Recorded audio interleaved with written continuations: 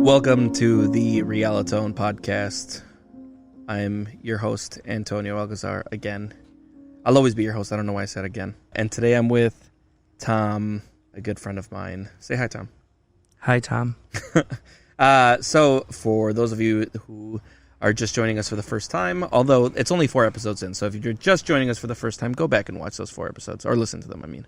Unless you're on YouTube, and then watch them. But I think on YouTube I'm just going to have a still screen, so you're not going to be super entertained with what you're watching. But listen to them. It's only 4 episodes. The way this works is that I have a guest, and I talk to them about how they consider themselves political and how they consider themselves spiritual. And then we just kind of explore what that means to them to give everybody else who's listening a better idea for what a person actually is like behind the labels that we give ourselves. So if you've listened to the first 3 podcasts, you know that I've been a little all over the place with how I ask these things. In the first one, I wasn't even prepared, so I just kind of made them up as I went, or thought of the questions as I went. In the second 2, I took a list of key political topics, but it was just like this massive list. There's like 40 political topics on there, and I'm just like, I thought I looked for key political topics, but I guess there's a lot of key political topics. But this time, we're going to be using a list that I have that is on the 8 most divisive political topics. And that should give us a nice structure to work with. It'll be 8 political topics and then the 3 spiritual topics that I've been using for the last episodes, because those have been working pretty well. Okay, Tom, you ready? Absolutely. All right, man. So, what do you call yourself politically? Do you have a word for yourself? Usually I lean more like independent, because there's certain issues I could lean left with, certain issues I can lean right with. And then also it's kind of like a safety net in conversations with like different friend groups too. You play both sides so that you never lose. Well, you gotta, I see with my perspective when it comes to politics, it's like, I feel that so much of it is like built to divide us that I do the best I can to see the best in people, I guess. And yeah, that's why I keep things pretty neutral. Okay. So you consider yourself an independent then? Yeah, I guess I would say, I would say more so an independent than anything else, yes. Okay. And then spiritually, do you have a word for yourself?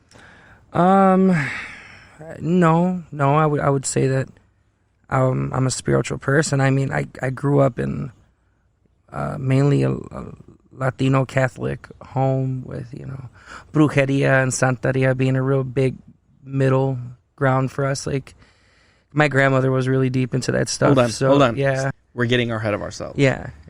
So you don't have a word for yourself then? No, I don't. No. Okay. Yeah, you're just vaguely spiritual? Yeah, I guess I'm just vaguely spiritual. Okay. Well, let's explore your politics first, okay? Yeah, sure.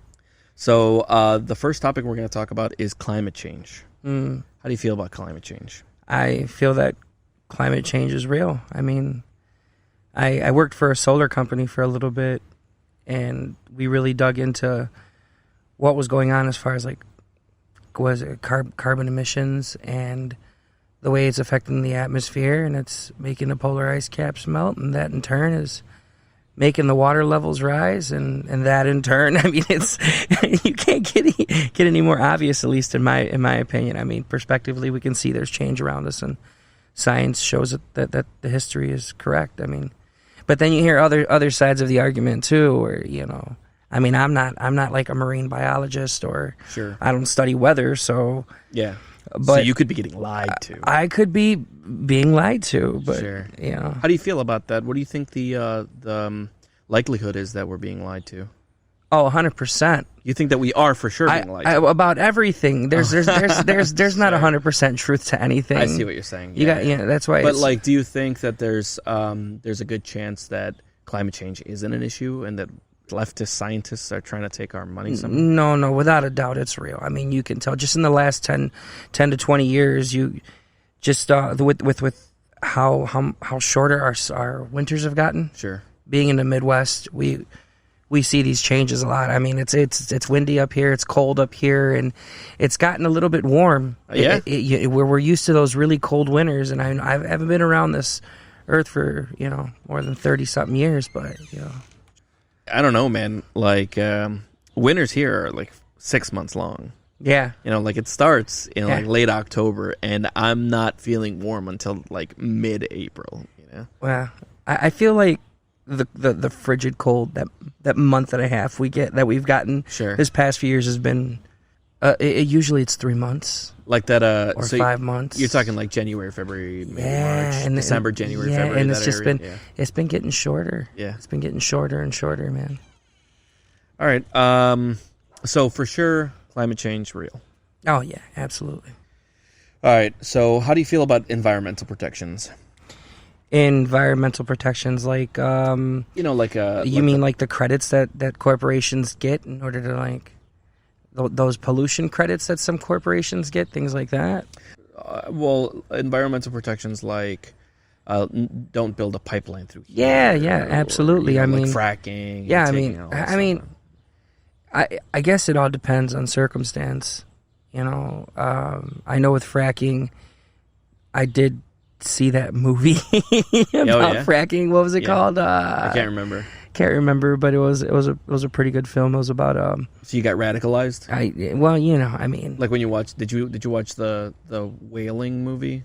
I did. I think I did. Yeah, Blackfish. Yeah, that's terrible. As soon as you're done watching it, you're just like, dude, fuck anybody who ever fished in their life. That like you go fucking vegan for just the night. Yeah, Food Inc. did that to me. I watched Food Inc. and I was just like, oh, this is atrocious. Were you like vegan for a week? No. Actually, I was vegetarian for 2 years. Vegetarian for 2 years. Yeah. Well, that's good. But that was, and it was something I enjoyed. I just didn't know how to do it right because I didn't take it seriously enough, and I started feeling not great. So I went back to eating meat. But ideally, I would be vegetarian again. But anyway, we're off topic. So how do you think it's fine? There should be protections for them. Oh, yeah, absolutely. I mean, we need to make sure that people are not overwhaling or killing too many dolphins or, just tons of endangered species that we've killed. Look at what happened with the BP oil disaster. That was terrible. Wait, which one?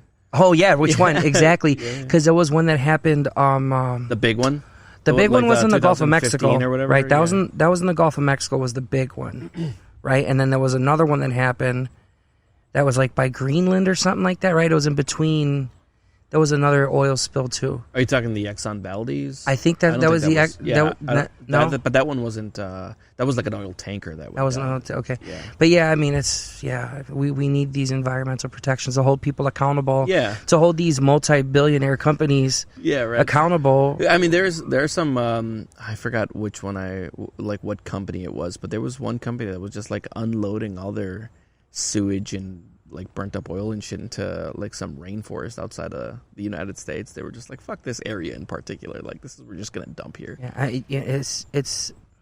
It's crazy. It's like it reminds me of. Have you ever seen the movie Fern Gully? When I was a kid, I watched it. It was like no, but I know that one's specifically very green. It was about It's a super green. It's about fairies living in like a Brazilian type of forest, and there's loggers that come through and they're just running through and. Yeah.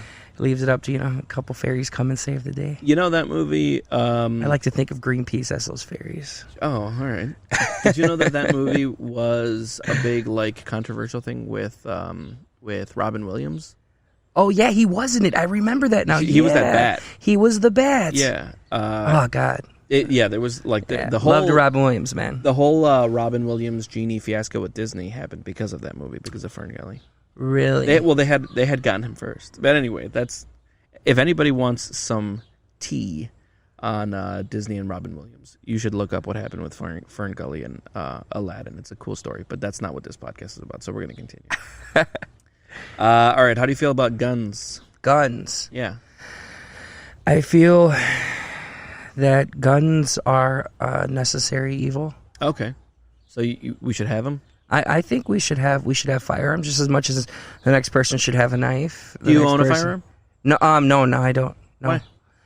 I haven't picked one up yet. I actually have one waiting for me. I haven't gone to pick it up yet. Oh, okay, but you intend to? Oh yeah. In the process. Yeah, definitely. Yeah. I've recently changed my mind about. Well, I've maybe not changed my mind, but recently I have become more secure in what I think about guns. Okay. And what's that?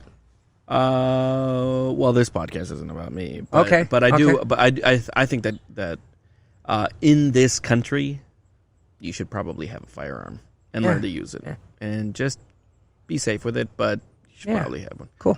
But I'm not trying to influence the way that you think. No, you're not, because I mean, we can pick it outside right now if you want, Sure. What do you mean? What? Yeah, with your pro gun right now, right in front of the house. Oh yeah, okay, yeah. So, but do you think that how do you feel about maybe adding more regulation to owning guns? Yeah, see, my personal opinion on those in-depth regulations as far as doing those mental health checks with people and those records. What I do know about medical records, I mean, a lot of people don't have access to them, but you would think that a government agency who does check these records should actually really take a look at people's mental health, because unfortunately, if you got somebody who spent some time, and had some issues, you want to make sure that you get down to whether a doctor can allow you to have that firearm or not, if you can be trusted, because a lot of the times when things do happen, I notice with firearms, it's all due to mental health. It's always a mental health issue. Is it? A lot of these guys, I mean, we'll come back to that. I guess so. We'll come back to that. How do you feel about the military? The same way I feel about guns. You feel like we need a military? Yeah, I feel like we need a military. We should be spending the amount of money that we spend on the military? Well, no, I mean, but really, does anybody really know the details of where all the money's being allocated? I mean, but does it matter? We spend more on the military than the next 15 countries combined. We could probably... That's unnecessary. That seems unnecessary. That is very unnecessary, because seems like if we dumped 50% of that into our education system, do you think things would be as bad as they are right now? I mean, maybe not, but I'm definitely down to find out. I'm telling you, right? Okay, whatever. I guess a standing army is needed. I don't know. This is for you to. Well, it's hard for me not to just say what I think. Yeah, You know what I think when it comes to. So think about Korea. You gotta serve for what 4 years or something, the same thing with Israel. You got to serve for whatever their beliefs are, and with them in Palestine or whatever it may be. But they have it's a rudiment. It's in the culture, to have that discipline. So that doesn't necessarily mean it always has to be something violent. But I think it's good. It's a good way to maybe supplement that money that they're dumping into all these other programs. Maybe make it a requirement and fuse that with some sort of education. Like a lot of these other communist countries. Sure. I don't know. But generally what you're saying is that you're okay with the military. Yeah. I'm pro-military. I mean, we need to be safe here. I feel, regardless of how much we can argue about our internal controversies as a country, we still need protection. We still need it, because if it wasn't for the military, we wouldn't even be in a more, I guess, favorable position than unfavorable position internally. I mean, externally, I hear a lot of the world doesn't like us for whatever reasons. Yeah. They're all different. They're all many different reasons, but yeah. Sure. Okay. Let's move on to immigration. How do you feel about that? Immigration. Oh, man. Well, what am I, second generation? You're... Third? Well, who was the last one that was not from here? My grandmother. Your grandma? My grandmother and my grandfather. They were from my grandmother, or no, they're from Chihuahua. Okay. And then, So for sure, not from the United States. yeah, no. Okay, so that's your grandparents? It's my grandparents. Yeah, they're no longer here. You'd be second generation then. So I'm second generation then. Yeah. Because your parents were born here. Yes, my parents were born here. So how do you feel about immigration? You know, I mean, immigration is necessary. I do see, you know, the reason why it's necessary, and that's just with the influx of people that are here. But at the same time, I don't really see what a lot of what they're screaming from the mountaintops with with us being overpopulated or overrun with immigrants. And I feel it's a pretty even playing field when someone gets here. When it comes to having an immigrant that's gotten their citizenship versus an immigrant who hasn't, it's the same thing. They're both going to be working in the fabrica. You know, like we end up all working I've worked in the fabrica with people that just came from Mexico. I mean, it's just. How do you feel about illegal immigration? Because even racist people will tell you, you know, they'll dance around the idea and say, you know, I'm cool with with legal immigration, but you know, I just don't want them to come over here illegally. So how do you feel about illegal immigration specifically? Dude, I feel like honestly, if you get here, you get here. It's kind of like getting past. It's kind of like getting past it's a race, right? When you make it to the finish line, you get your ass over the border, you get here. Mm-hmm. So I believe that if someone is here and they made their way here and they got past the border patrol and all kinds of other shit, because it's fucking expensive to get here. Sure. It's so expensive. I've watched, you know, I mean, what, like $10,000 or something like that my ex had to pay to get her mother to come here, and she still $10 grand? $10,000 for all the paperwork, the lawyers, the fees, everything, you know, like, sure. It was ridiculous. How can anybody who works at McDonald's here in the United States bring their parents here? Well, no, or afford that? It's just not going to happen. Yeah. So what? You're supposed to make over $100,000 a year in order to sponsor someone to come here from another country, from Mexico? It's some very large amount of money. Yeah, it is. Yeah. It's just like, it's crazy. Like, what do you expect people to do when you have that? You know, it's so, and that's why it's so hard, like, to lean far right or far left or right or left, or it's because the system. I do agree.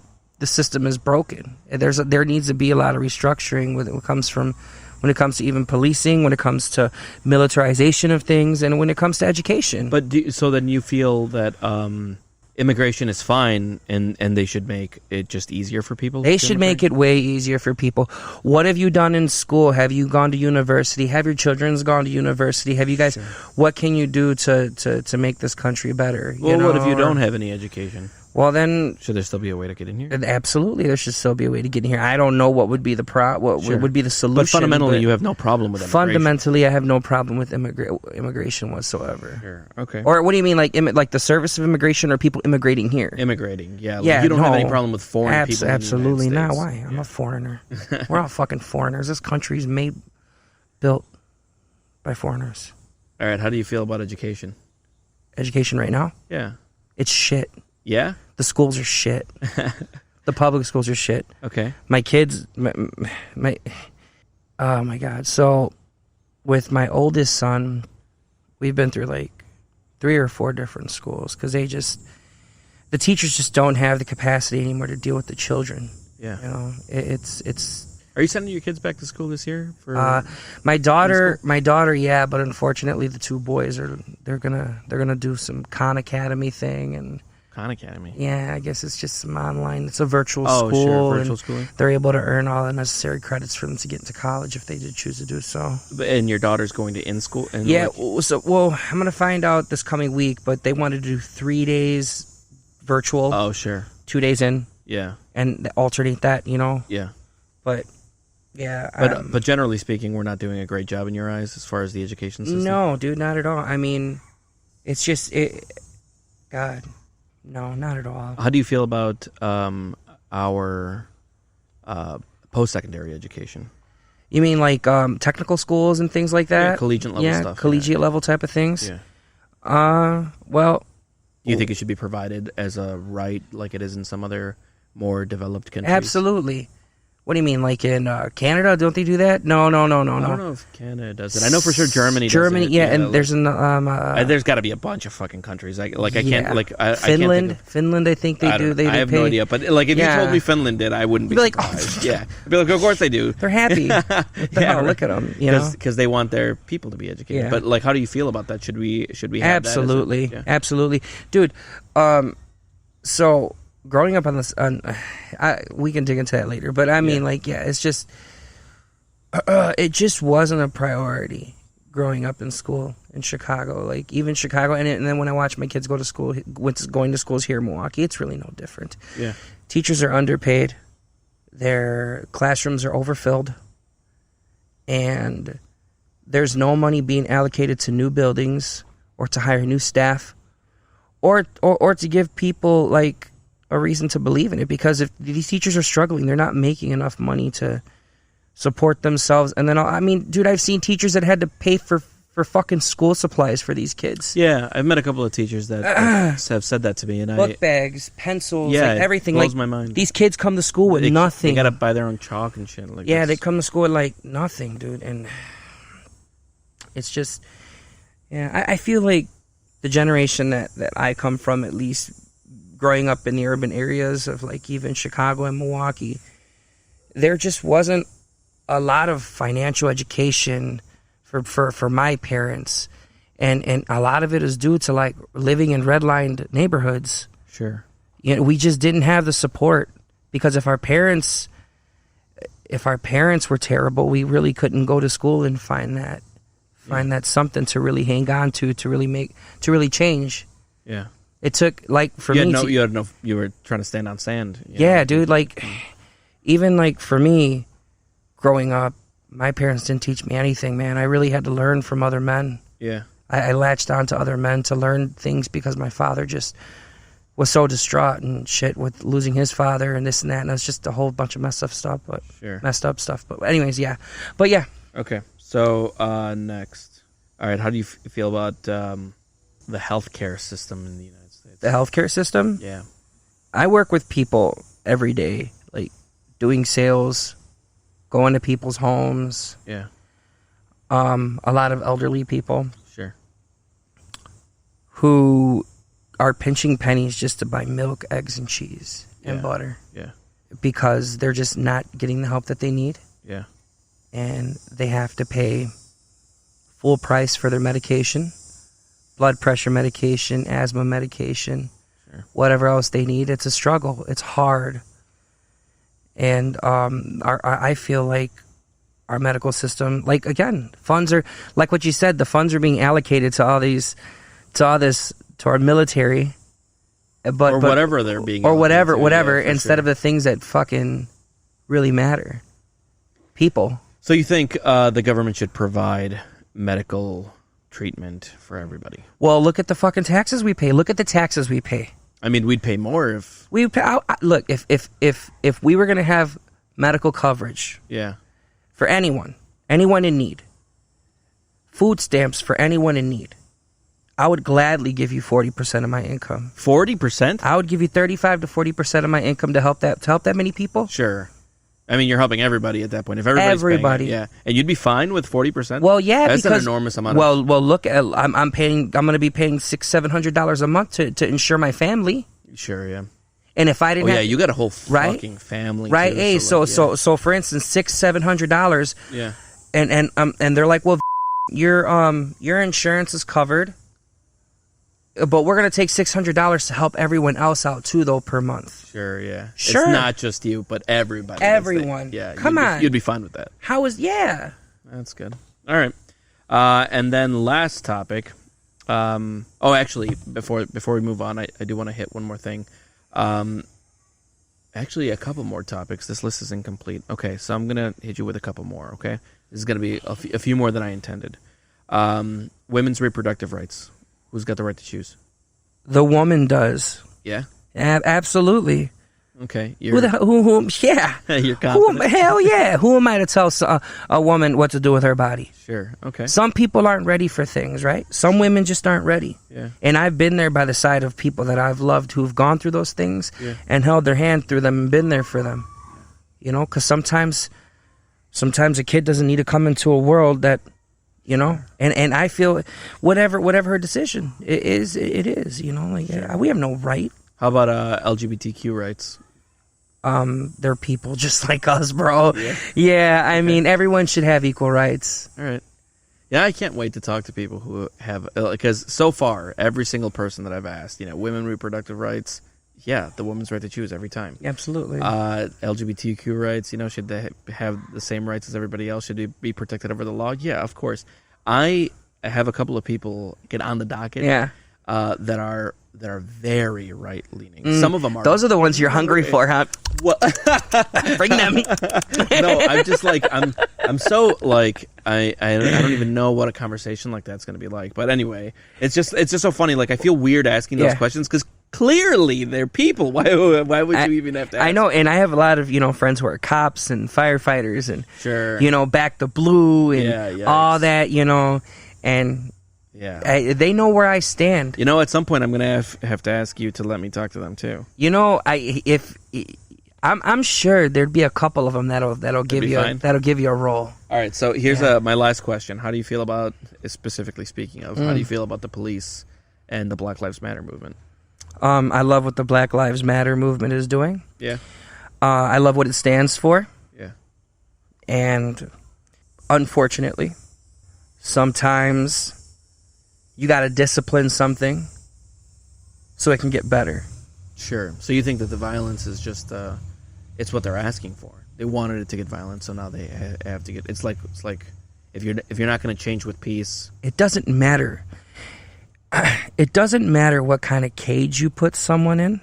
Whether after so long they're going to figure out, hey, this is a cage, and that's what's going on right now. Sure.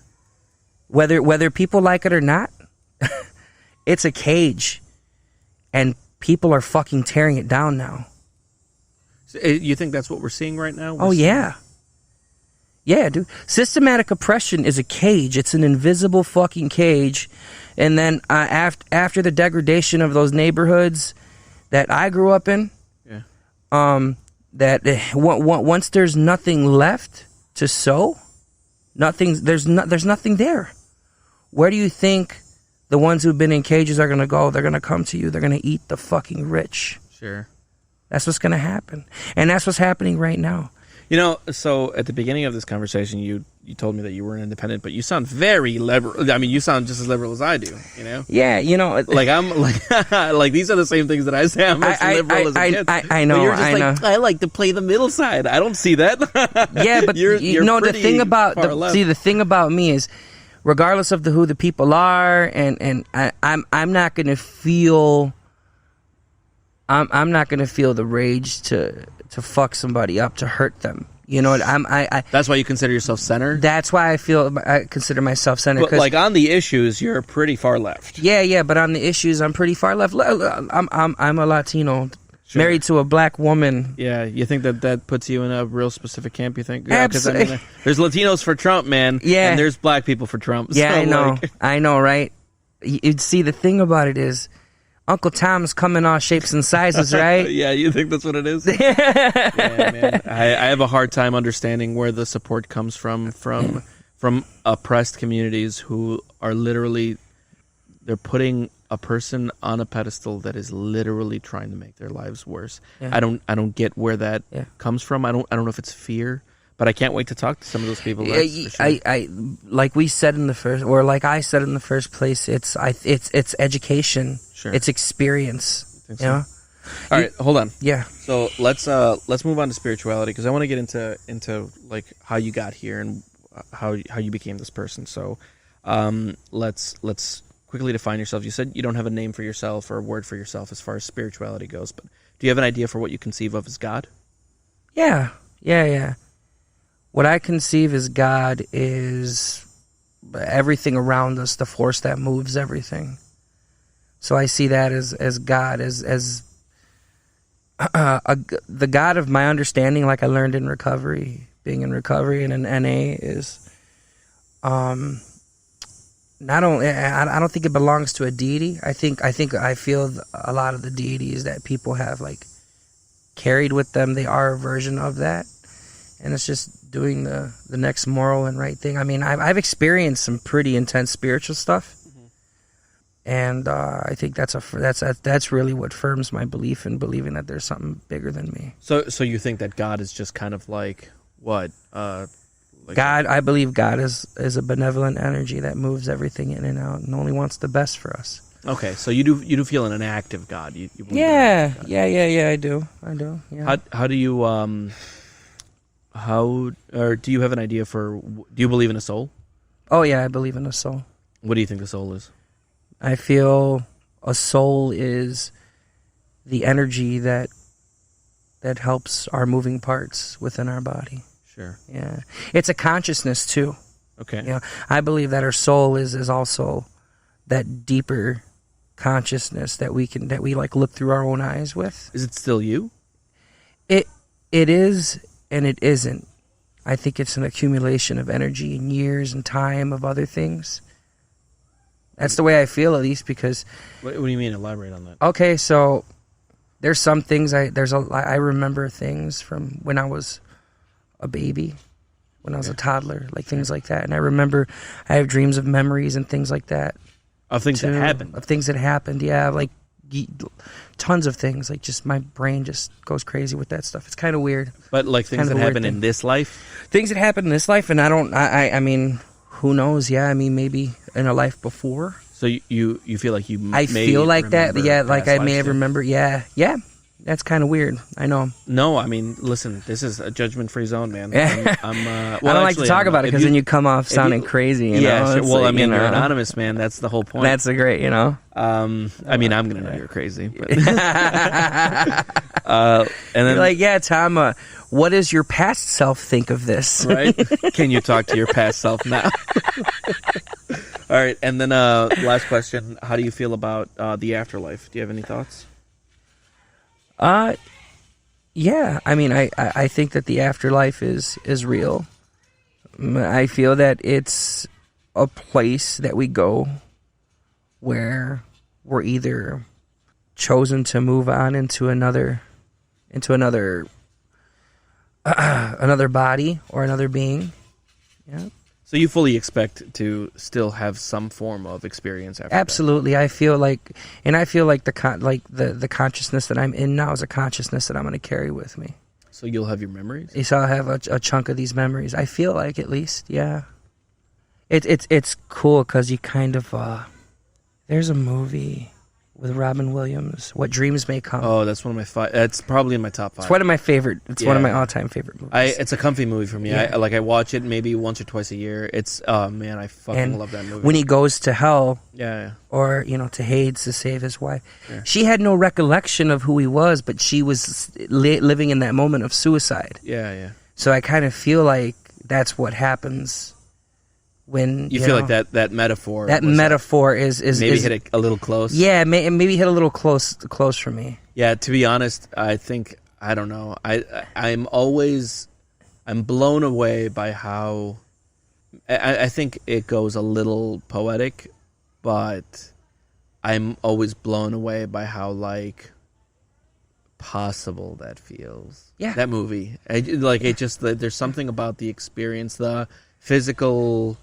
The in-between physical and non-physical kind of experience that movie shows that just seems so possible. Yeah, so dreamlike.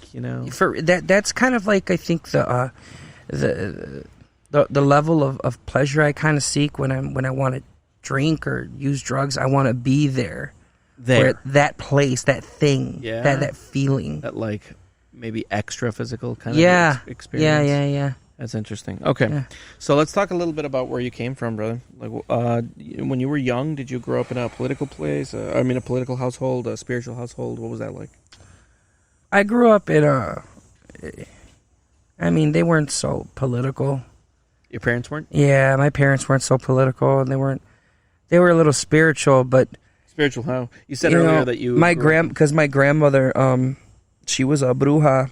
Oh, really? And she would, have people come over, and they would do the seance with the cruz, and they should rub an egg on them. This was like some Catholic witchcraft. It was like a Catholic witchcraft Indian, because she was like Apache and Mexican, and it was like, Apache and Mexican. Yeah, she was Apache and Mexican, dude. But she was born in Mexico. But she was born in Mexico, and so what happened was she was born in Mexico. Yeah. Right.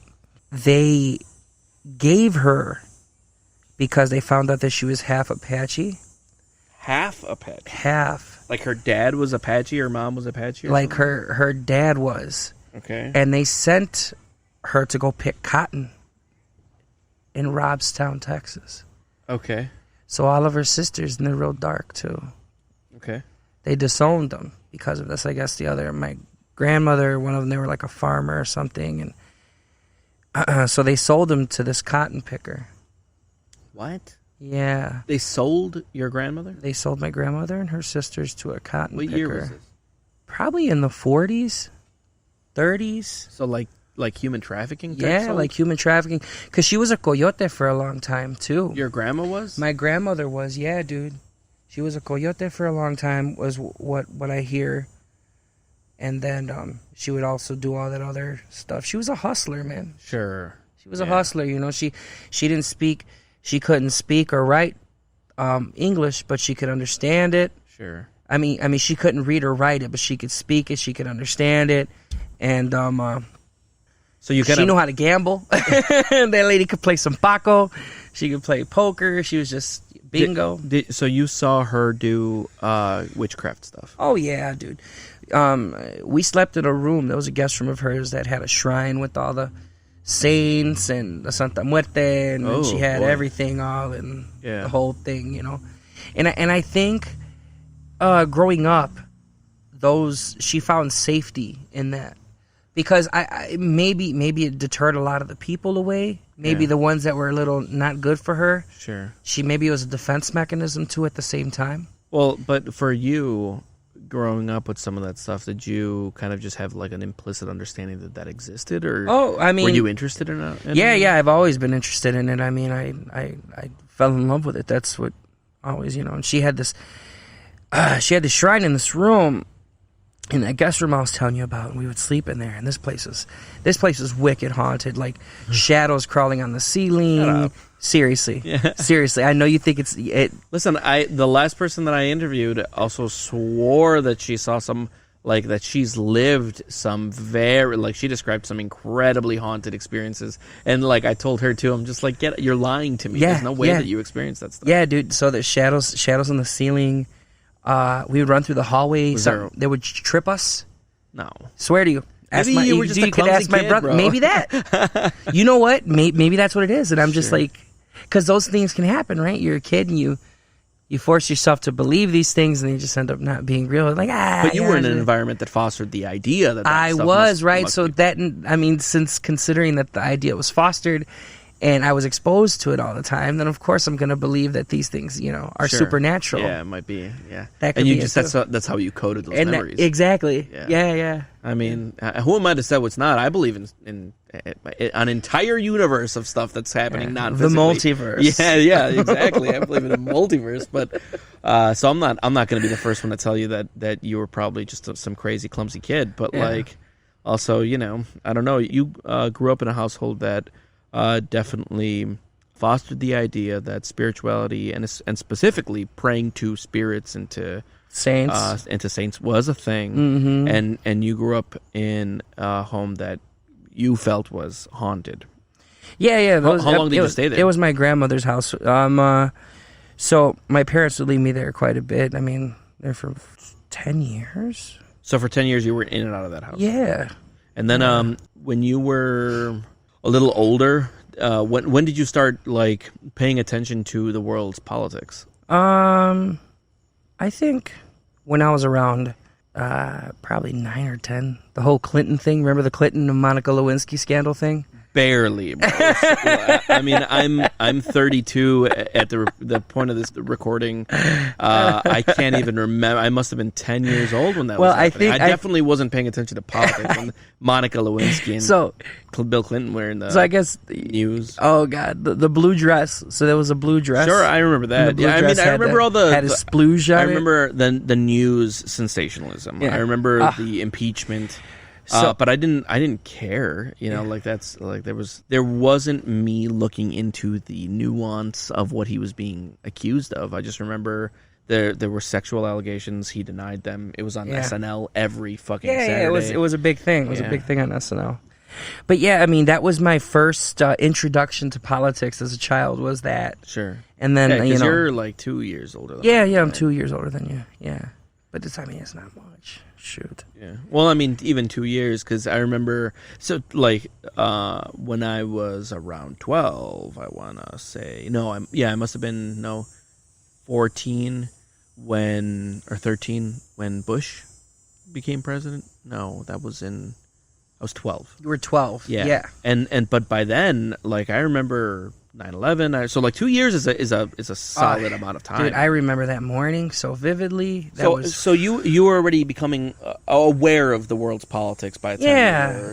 By the time 9/11 happened, you were pretty aware of what was happening in the world. Yep. And then when did you start feeling one way or another as far as a lot of these things, like immigration and LGBTQ rights, and like did that happen later in life, or were you always kind of politically? We were always around it. I grew up, one of my closest friends, his brother was trans, and his brother's friend was trans. I'll never forget that.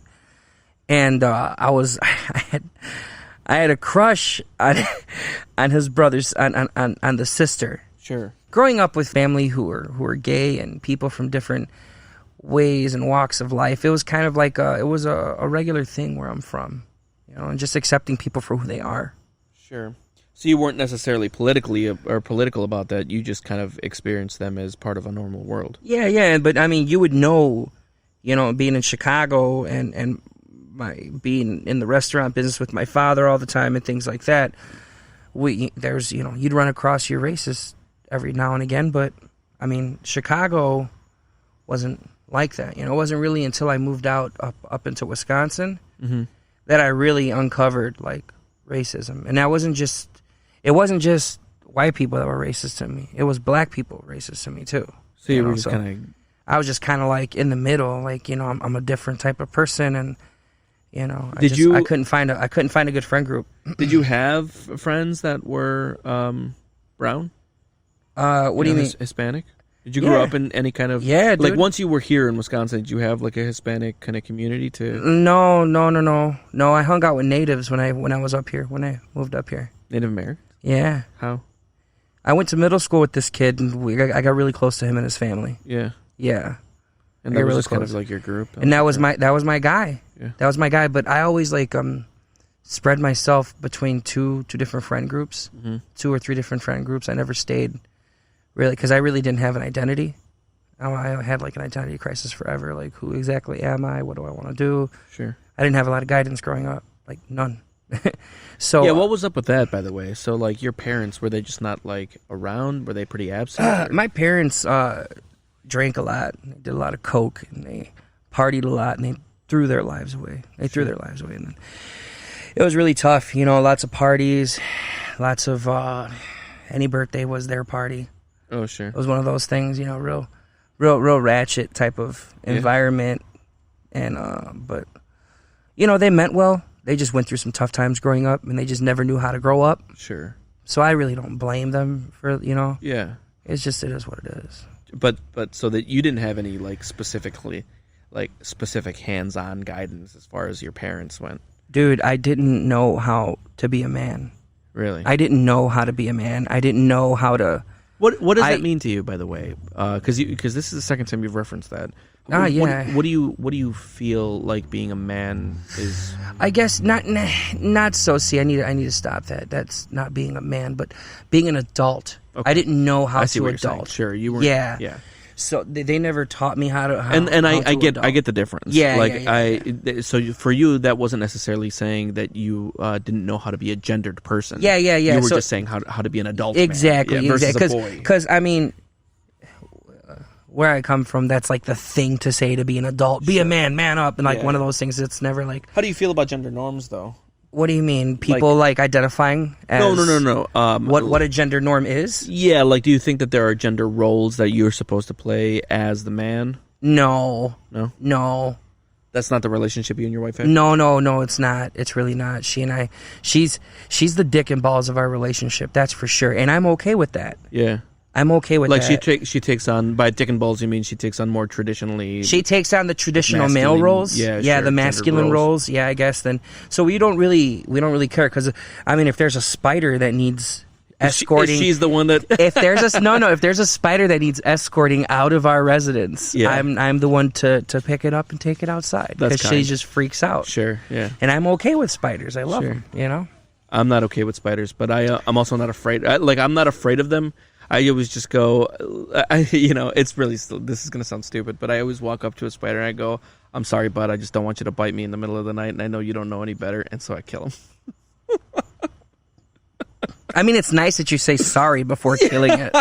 I mean, listen, it's not understanding, so that's just for me. But how do you know that, though? You don't know if that spider has a consciousness. Even if it does have a consciousness, it for sure doesn't have a brain capable of vocabulary. That is going to be the spider that's going to come back to end up being your child. And I don't think that souls jump from spider to human. I mean, well, that's a... Yeah, I don't know. I think there's a transitional period, right? Yeah, but there's probably it moves its way up the line. There's probably a lot between spider and human, though. It was like, I guess, right? It's like, you were a great spider. We're gonna make you a fly now. Yeah. No, come on. Spiders and you go from fly to bee. No. Spiders above fly. You think spiders above fly? Yeah, dude. Spiders, to me, like as far as like, and I know spiders aren't insects, but as far as like the insect world, spiders are like top dog. Maybe like.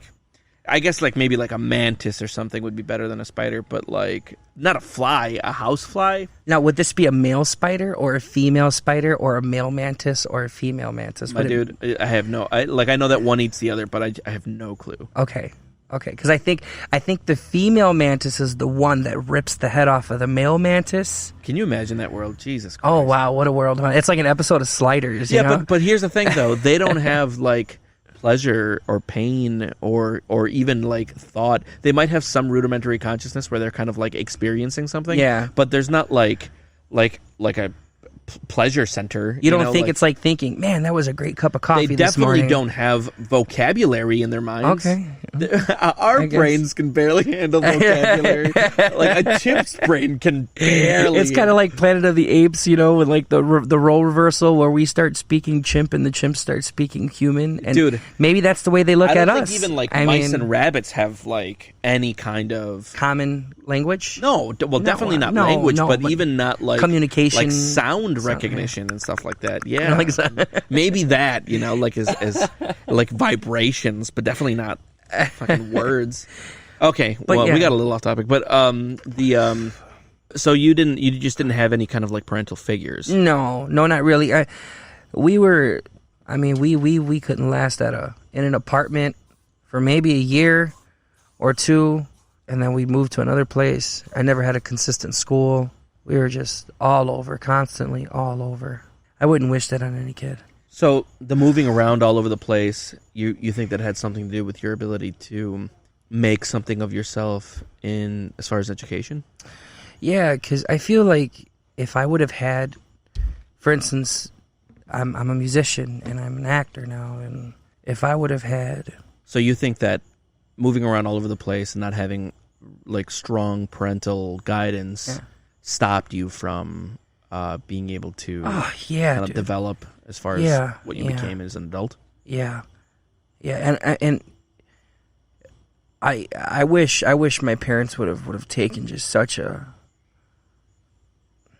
not have been so selfish, and we're gonna make sure you learn piano. We're gonna make sure you learn this. We're gonna.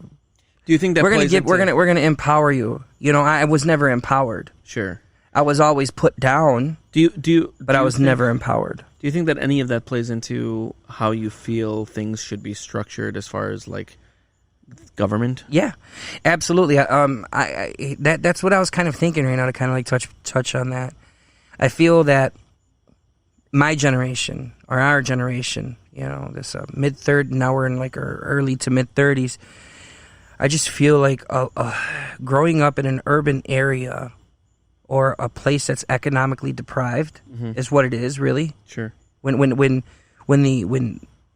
education has been economically deprived and resources have been economically deprived, a lot of the same, I feel like a lot of people like me have gone, are probably maybe either experiencing these things now, Yeah. or they're dead, or they're in jail. And you think that the government can play some role in fixing that? Yeah, I mean, absolutely. I mean, that's where, education comes into play.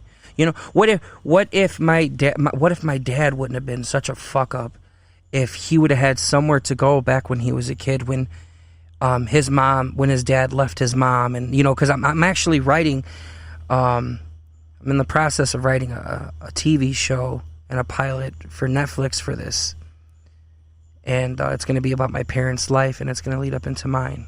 Do you have an in with Netflix? I have an in with this wonderful gentleman. You don't have to say his name. I'm not going to say his name. You got a mosquito on your forehead. But he did work on some big shows in the 90s. Yeah. And he's a beautiful human being. Oh, really? Very beautiful and supportive human being. That's awesome, man. I like, hey, as soon as you write that, let me see it, man, because I'm really excited about that. Yeah, and I that's what I need. I need articulate, intelligent people like you to help me with it, to help me go through that and be like, I don't know if this really meshes well with this here. I think it's bumping heads with this event. Or, all right, but yeah, I feel like we got a pretty decent sense about where you came from. And yeah, here, right? Trials and tribulations. Here I am. Boom. So let me ask you some specific questions, okay? Mental health and guns. Oh, yes. So a lot of the people who have committed some of these atrocities, their mental health is that they feel like they were owed certain social experiences that weren't given to them because they were awkward. And then they go and they shoot up an entire school. Like, that's not necessarily mental health so much as it is not having a good framing mechanism for how you're supposed to act when you don't get the things that you want. That sounds a lot more like privilege than it is a mental health issue. Yeah. So how do you catch that specifically? So like if you say guns are okay, but we need to make sure that people are mentally stable in order to own guns, some of these people are perfectly mentally stable. They're just angry, and they just go off the deep end, and they're just like, this is how I'm gonna act out my anger because I feel like I'm entitled to certain things that I'm not getting. Like that privileged behavior. How do you spot that? I think we can do as much as we possibly can. I feel to help people, and regardless of the situation of whatever's going on. But I think if someone is going to do something, and say for instance they have, like you said, I feel a perfect mental health eval. There's nothing wrong. They just go off the deep end. They just go, you know what? I'm going to fuck all these people up because I hate all these people. And then that's when that's when I switched to my spiritual side. But see, I'm like, hold on, before we get to the spiritual side, because the argument is we cannot find these people. Yeah. There is no way to know. There is no way to know. Shooter. And so what you have to do is you have to limit the access to heavy firearms. Okay. Because if you don't limit the access to heavy firearms, then we have no chance against somebody who just decides, you know what, I'm going to kill people. Well, maybe our way of actually diagnosing people needs to be reevaluated. Maybe your typical Freudian way of making sure that someone's mentally sound is not the correct way of going about it. I mean, I've met a doctor who a psychiatrist who specifically worked with bipolar disorder patients, who doesn't believe bipolar disorder is real. What? Yes. So this guy, you would ask your patient if they have any, ask them details on their manic episodes, their manic highs and their manic lows and things like that. And there's a spectrum of bipolar disorder. It goes from, left to right, and they have the different degrees of how bad it can be or whatever. But he feels like all of this, everything in that spectrum, can be remedied with dialectical behavioral therapy, with DBT. What's that? So a study of DBT is coping skills and teaching people coping skills and peeling back their layers and teaching them coping skills from each one of those layers and working all the way from the top down or from the core out. What do you mean coping skills, though?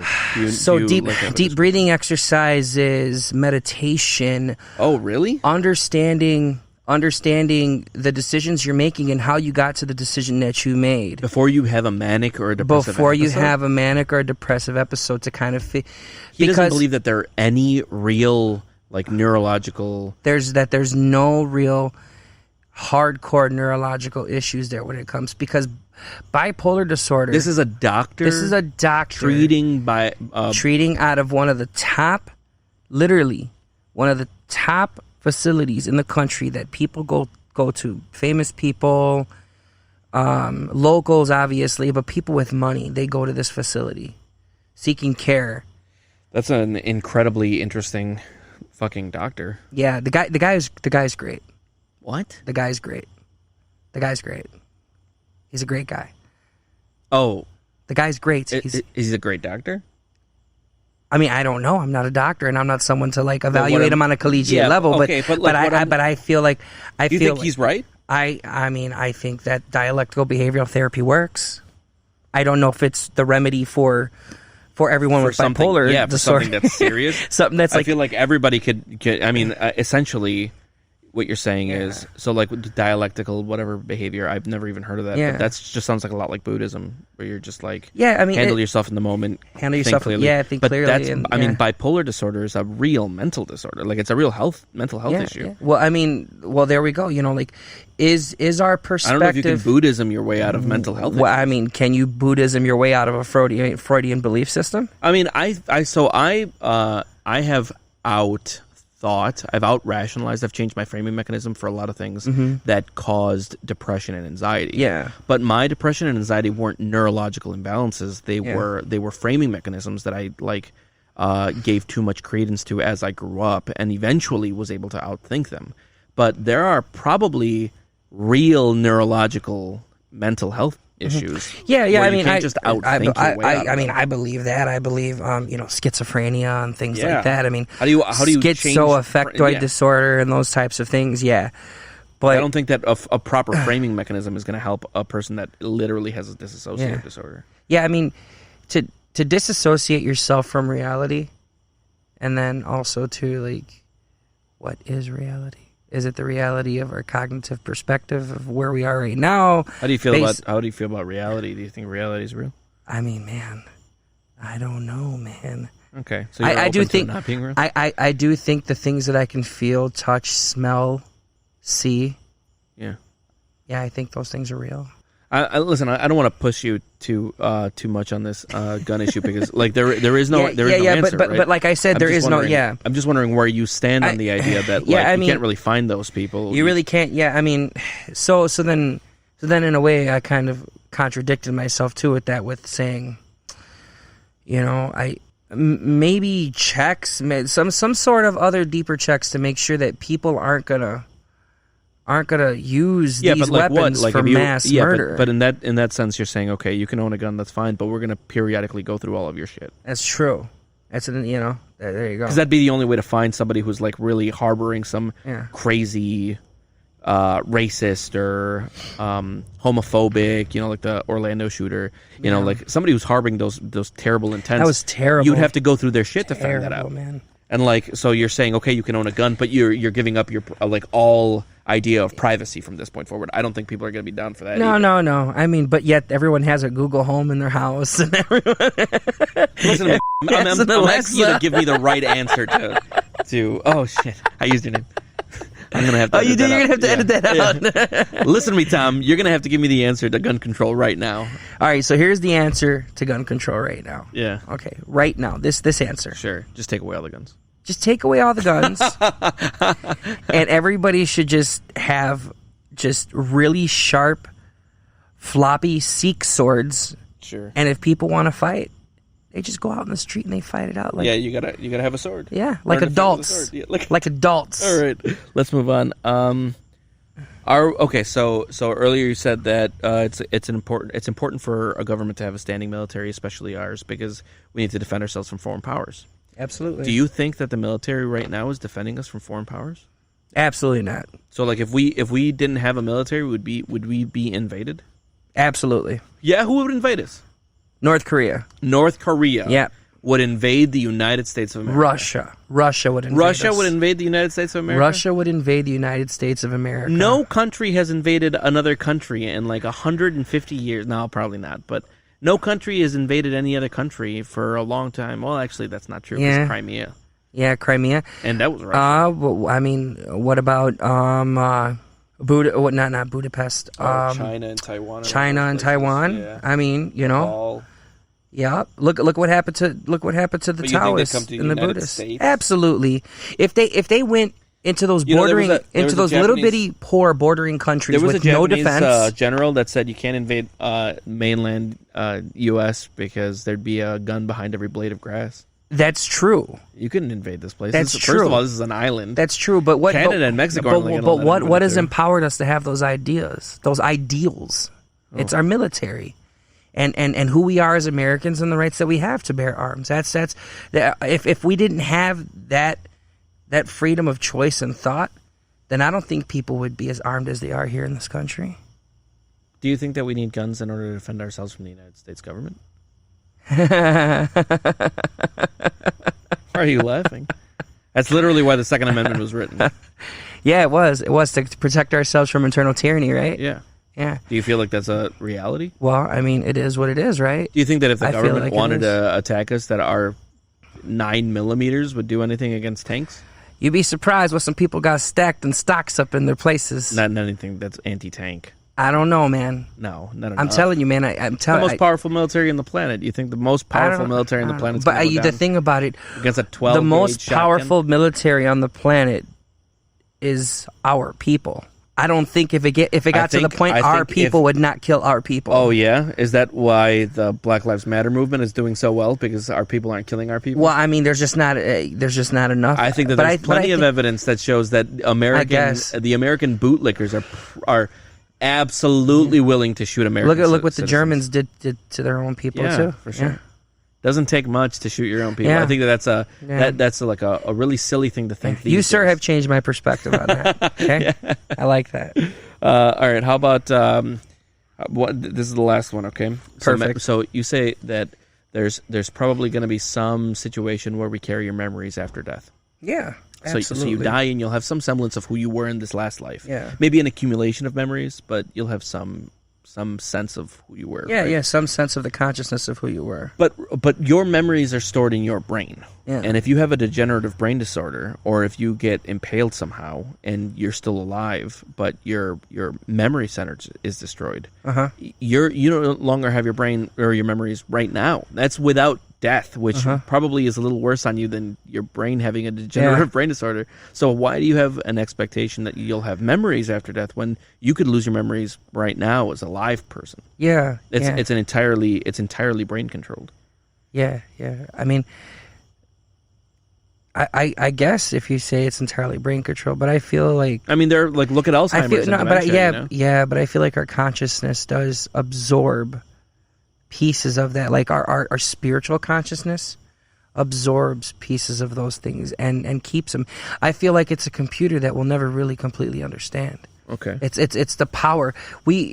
I feel like our soul, or my soul and my spirit is an energy that I can't completely understand, but I understand that the vessel and the images that do come through the vessel, my eyes, my ears, my nose, everything, I feel like a piece of those memories are stored into our spiritual being, or my spiritual being.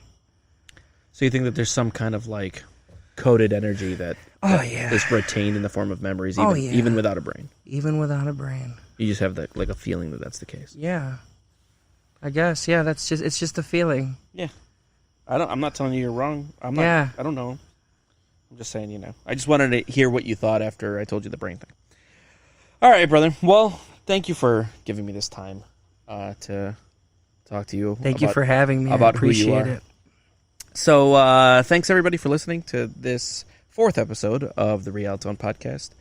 I hope that this gave you some more perspective as to how complex and weird we all are, and I hope that it gives everybody who listens, and I hope that this podcast gives everybody who listens a better idea of how to talk to one another and how to be able to meet on a shared playing field as far as how we approach topics that may oftentimes be polarizing. So with that, I invite you to follow me on Facebook at the Rialtone Podcast, on Instagram and on Twitter at those same handles, the Rialtone Podcast, for more updates about future episodes. And if you want to be interviewed for the Rialtone Podcast, please reach out. I'd be happy to interview. Have an awesome night or day. I don't know what time it is for you. And I won't see you. It's so weird signing off. And goodbye then.